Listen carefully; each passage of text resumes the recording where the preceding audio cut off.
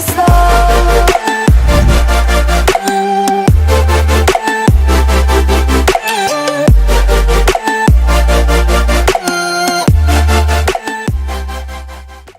Great morning दोस्तों, नमस्कार। मैं भूपेश आनंद आज आपके सामने chapter number 1 NISM mutual fund series 5A AMFI NCFM कुछ भी आप कर रहे हैं म्यूचुअल फंड के लिए, मैंने चैप्टर नंबर 1 में 9 लेक्चर्स डिलीवर किए because there are 9 learning objectives and I have given you huge number of real life examples. तो आज हम अब चेक करेंगे कि क्या वो नॉलेज जो मैंने आपको 9 लेक्चर्स में दी प्लस एक रिविजनरी लेक्चर में दी, 10 लेक्चर्स मैंने लिए for chapter 1 and this is 11th lecture, जो मैं चाहता हूं कि आपको थोड़ा सा एक हिंट दे दूं कि जो हमने मेहनत की है बेटे उसका रंग अब आएगा। रंग दे चोला मेरा बसंती चोला। अब आपको क्लियरली पता चलेगा कि जो मैंने हार्डवर्क या जो आपने हार्डवर्क किया था बेटे, आप बड़े बड़े मॉक टेस्ट अभी मैं कराने वाला हूं वो सब कंप्लीट हो जाने हैं। आइए फर्स्ट क्वेश्चन की तरफ हम बढ़ रहे हैं। उसमें लिखा हुआ विच अमंग द फॉलोइंग, ये क्वेश्चन ही ऐसे ही क्वेश्चन आपको पेपर में आने वाले हैं। Which among the following investment avenues does not offer income on basis of. I think आपको पता है कि एवेन्यूज का मतलब होता है एसेट क्लासेस, और एसेट क्लासेस जो हमारा लर्निंग ऑब्जेक्टिव नंबर 3 है। अब आपको ये देखना है कि लर्निंग ऑब्जेक्टिव 3 है तो वो लेक्चर नंबर 3 होगा, क्योंकि मैंने सभी लर्निंग ऑब्जेक्टिव्स के अलग अलग लेक्चर्स लिए हैं तो इजीली आप उससे रिलेट भी कर पाएंगे।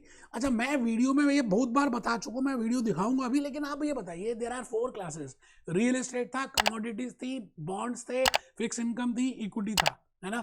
रियल एस्टेट से रेंटल इनकम आ सकती है, बॉन्ड से इंटरेस्ट आ सकता है, इक्विटी से डिविडेंड आ सकता है, बट कमोडिटी से कुछ नहीं आता, है ना। तो आंसर होना चाहिए कमोडिटीज, फिजिकल गुड्स। अब इस बात को मैंने आपको ऑलरेडी बताया है chapter number 3, lecture number 3, chapter number 1। बेटे मैं वही तो कहना चाह रहा हूं कि आप इस समय अगर ध्यान से। मॉर्निंग जी दोस्तों, नमस्कार। मैं एक बार फिर आपके सामने सब लिख रहे हैं, आप बिल्कुल ढीले नहीं बैठे। आप इस समय खाली मेरी बात को सुन नहीं रहे, आप ये नहीं देख रहे कि 50% बात मैंने सोचा था। क्यों?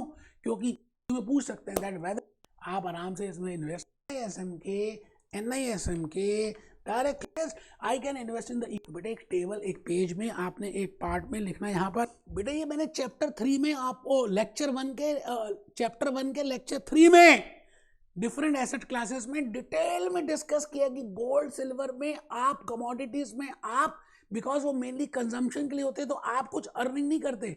रियल एस्टेट को किराए में दे सकते हो, you can earn rental income on that, you can give on lease, you can get interest from bonds, you can get the dividend from equity, but you cannot earn something from physical gold, physical goods, I think I have given you and very detail में मैंने explain किया है, ठीक है। तो इस बात से मैं चाहता हूं कि आप नेक्स्ट क्वेश्चन में आ जाएं, आप आराम से मेरी बात को सुनेंगे तो और अच्छा लगेगा। Which among the following asset categories can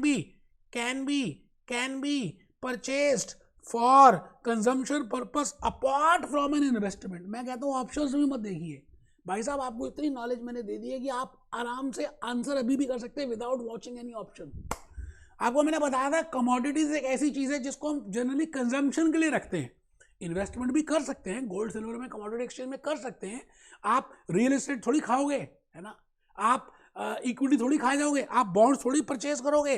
अब आप ये बताइए, जनरली मैंने आपको एक बात और बताई थी कि अगर ऑप्शंस में अगर आप देखें तो यहाँ पर रियल एस्टेट लिखा हुआ है। रियल एस्टेट मतलब आप घर अपने रहने के लिए करते हैं क्योंकि आप इमोशनली अटैच्ड हो, क्योंकि यहाँ पर आप कमोडिटी की हमारे को ऑप्शन गिवन नहीं है, तो कोई बात नहीं, मैंने लॉजिकल समझाने के लिए बताया।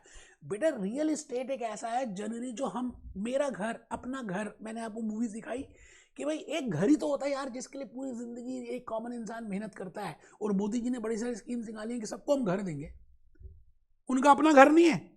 तो सवाल ये आता है कि क्या रियल एस्टेट आप कंजम्पशन के लिए? यस बेटे, इसके लिए भी मैंने लेक्चर नंबर 3 में आपको पूरा बताया। बिकॉज अब पॉइंट ये आता है कि आप कोई भी क्वेश्चन पढ़ते हैं ना तो पहले आप ये चेक कर लीजिए कौन सा ऑब्जेक्टिव में है, उसका चैप्टर देख लीजिए। वैसे तो दोबारा से वीडियो देखने की जरूरत नहीं पड़ेगी।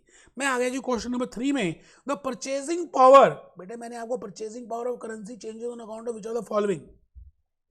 आपको मैंने बताया था दादा दादी की कहानी लेक्चर नंबर 4 में, जब रिस्क की बातें की थी, इन्वेस्टमेंट रिस्क की बातें की थी।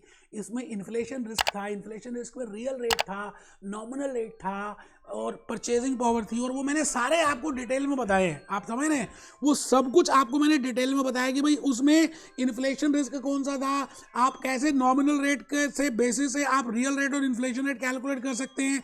आपको मैंने ये भी बताया था कि आपके दादा दादी के ज़माने में वो 100 रुपये अर्न करते थे, इतनी बड़ी फैमिलीज होती थी, फिर भी वो सब कुछ मीट कर पाते थे क्योंकि उस समय भला ज़माना था। अब मेरी बात समझ रहे हैं, ज़माना सस्ता था, आप आराम से कर पाते थे।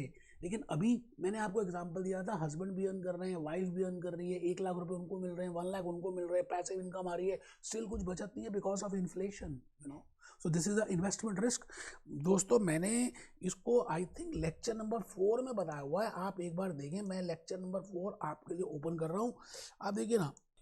ग्रेट मॉर्निंग जी दोस्तों, नमस्कार। लेक्चर नंबर 4 हम कर रहे हैं, chapter number 1। And when I course में नहीं है ये, तो मैंने खाली आपको समझाने के लिए बताया, क्वेश्चन ही नहीं बैठ बन पाएगा, बच जाएगा। ये देखिए, ये देखिए, सिंपल सी मैथमेटिक्स है। अगर आपको रियल निकालना है तो 1 प्लस नॉमिनल रेट डिवाइड लिख दिया, गोल्ड का आप सब लिखें। बेटे क्या होता है जब हम एग्जाम, बट 10% की महंगाई, इन्फ्लेशन रिस्क, मेरे दोस्त आपको एक्चुअली में 12 नहीं मिला, आपको एक्चुअली में you have earned, in reality you have earned 2%। एक बात रियल लाइफ से बताई हुई है, inflation risk, consumer price index, price inflation. मैंने खाली क्लासेस इसलिए नहीं ली कि बस जल्दी से कंप्लीट कर दूं बेटे, मैंने अपने मन से पूरी एनर्जी से आपको देने की कोशिश की है। ये देखिए, नहीं है, आप खाली पहले सुन लीजिए 1 minute. 1 plus nominal rate is equal to 1 plus real rate into 1 plus inflation. I think आप समझ रहे हैं। तो बेटा मैं दोबारा से उसी क्वेश्चन में आ गया। इन्फ्लेशन आई थिंक आपको समझ आ चुका है। इन्फ्लेशन, तो इसका आंसर इन्फ्लेशन होना चाहिए। रियल रेट अभी तो बता ही रहा था, वो नॉमिनल रेट बड़ा होता है, उसमें रियल और इन्फ्लेशन दो छुपे होते हैं। रियल रेट कैसे निकालेंगे, नॉमिनल में से इन्फ्लेशन कम कर देंगे तो रियल आएगा। ये देखिए, return that investor gets after adjusting inflation. मैंने बताया था 12% की कमाई हुई, 2% का आपने इन्फ्लेशन हुआ, आपने एक्चुअली में 10% कमाया। बेटे पहली option return that investor gets after payment of all expenses, वो नहीं है। मतलब रियल रेट ऑफ रिटर्न क्या है, रियल रेट ऑफ रिटर्न क्या है, return that investor gets after taxes, taxes की तो बात ही नहीं हुई थी। Return that investor gets after adjusting the risk, risk सारे रिस्क की बात ही नहीं हुई थी। इन्फ्लेशन रिस्कों को कम कर देंगे जब नॉमिनल रेट से, तो जो बचेगा उसको रियल रेट बोलेंगे, that is after adjustment after inflation. I think मैं लॉजिकली आपको बता पा रहा हूँ। What is interest rate in the economy increases the price of, बेटे अब ये तो मैंने 2 बार डिटेल में बताया था कि अगर इंटरेस्ट रेट बढ़ जाता है तो बॉन्ड का प्राइस, पुराने बॉन्ड्स का प्राइस कम हो जाएगा, और अगर इंटरेस्ट रेट कम हो जाता है तो नए बॉन्ड्स का प्राइस बढ़ जाएगा, मतलब पुराने बॉन्ड्स का प्राइस बढ़ जाएगा। और इसको मैंने रिलेट किया था इंडिपेंडेंट वर्सेस डिपेंडेंट, जैसे जैसे एग्जांपल दिया था मैंने रेनफॉल का रेनकोट के साथ, रेनफॉल का अम्ब्रेलास के साथ। तो आई थिंक इसका आंसर डिक्रीजेस, क्योंकि अगर एक चीज़ बढ़ती है, बेटे आपको पता ना, ये चीज़ बढ़ती है, इंटरेस्ट रेट बढ़ेगा तो प्राइस कम होगा, बॉन्ड का प्राइस कम होगा। और उसको मैंने लॉजिकली चैप्टर लेक्चर नंबर 4 में एक्सप्लेन किया है। दोस्तों मैं सच कह रहा हूँ, अगर आपने सिंसियरली वो 9 लेक्चर्स और 10th रिविजनरी लेक्चर देख लिया ना, आप बड़े से बड़े मॉक टेस्ट कर पाओगे। नेक्स्ट लेक्चर से मैं मॉक टेस्ट में आ रहा हूँ, मैं बड़े सारे क्वेश्चंस लेके आऊँगा। चैप्टर 1 में कम से कम 100 क्वेश्चंस आपको करा दूंगा, और आपको पता चल जाएगा कि एग्जाम भी आप इजीली क्लियर कर सकते हैं, और क्लाइंट के सारे आंसर्स भी, क्वेश्चंस के भी आंसर्स दे सकते हैं। मिलते हैं, be happy, B jolly, B cheerful.